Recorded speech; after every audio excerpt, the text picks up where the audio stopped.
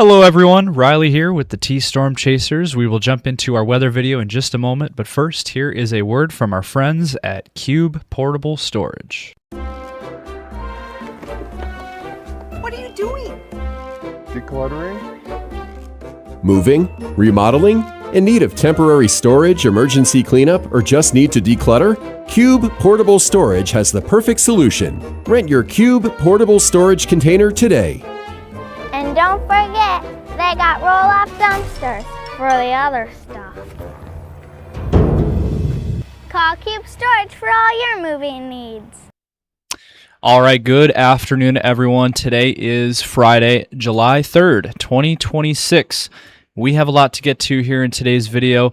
Wanted to go ahead and start off this video with a quick recap of what we saw yesterday.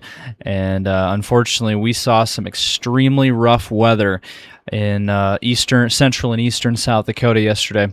Actually, really across the entire state of South Dakota. You know, there was a bunch of severe weather out west as well. So South Dakota saw some really rough weather yesterday. One spot in particular, though, was in Huron. Unfortunately, Huron had a lot of devastation, damage, and just a huge mess. And unfortunately, Huron took the brunt of the severe weather yesterday and had the worst of it.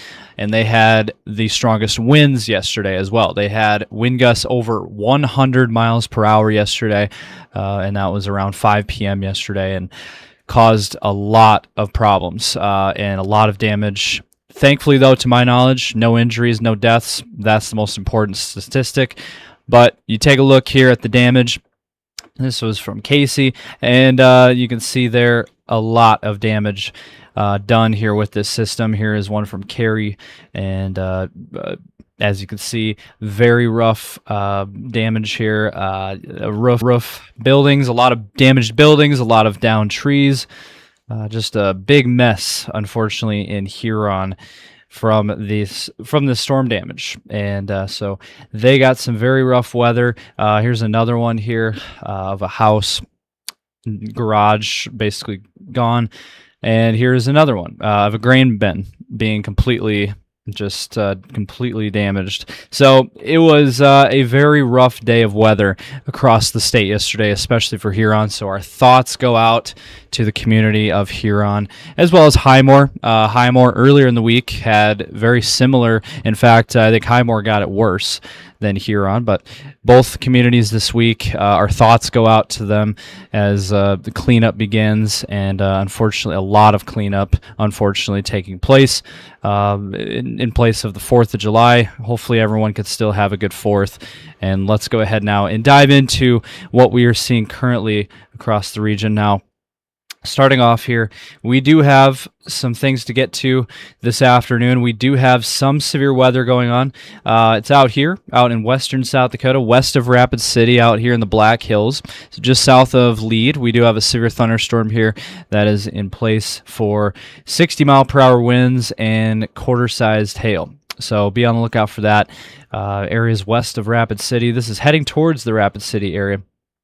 So be on the lookout over the next hour or two for Rapid City. Also, do want to mention there is a severe thunderstorm watch in place here. And this is for western South Dakota.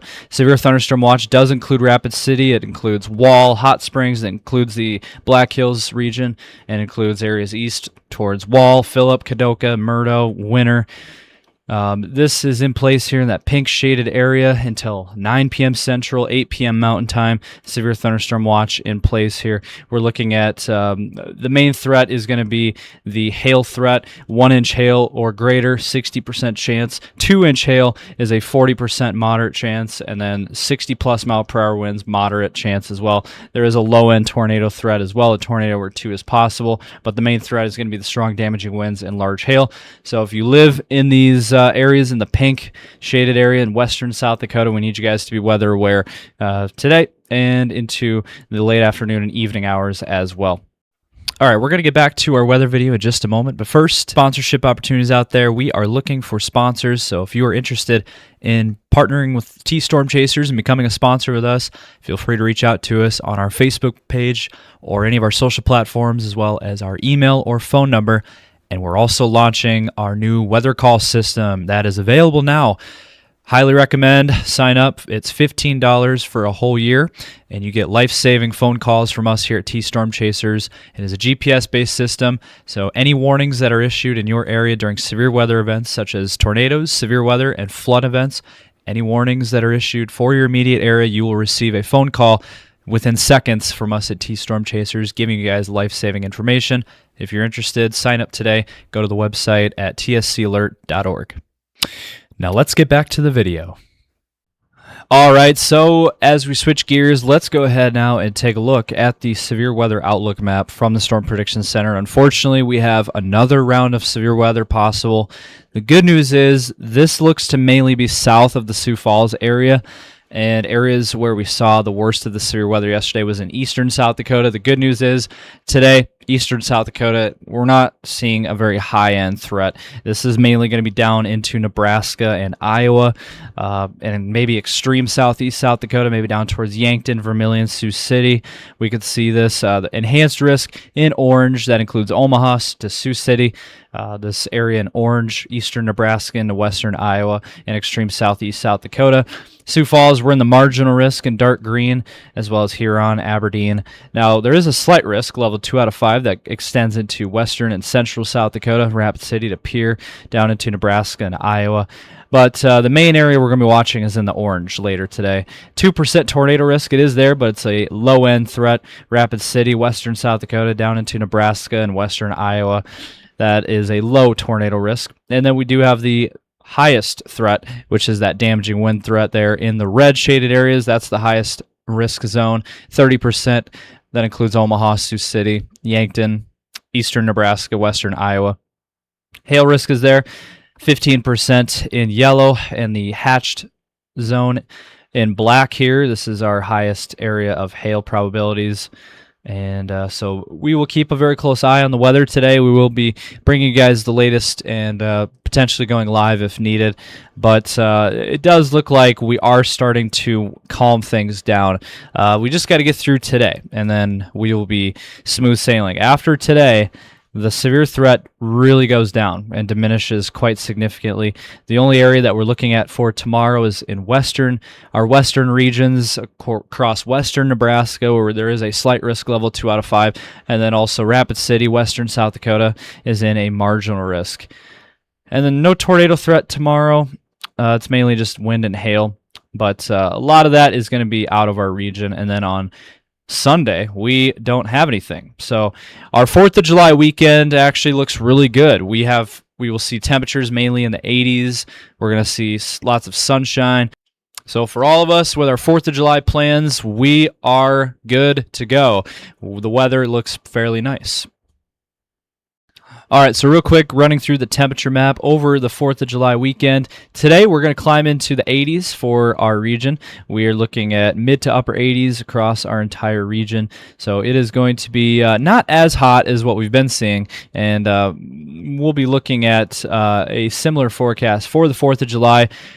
Maybe slightly warmer, upper 80s to near 90 for our 4th of July. For a lot of us here, we're looking at temperatures in the mid to upper 80s for most of us. Could see a few 90s. And other than that, though, it is going to cool down a little bit by, we time to get towards around that 10 o'clock time frame. That's usually about when all of the firework festivities will be going on. The weather actually looks perfect. I mean, we're talking low to mid 70s, not as humid as what we've been seeing either. So it is going to feel pretty nice.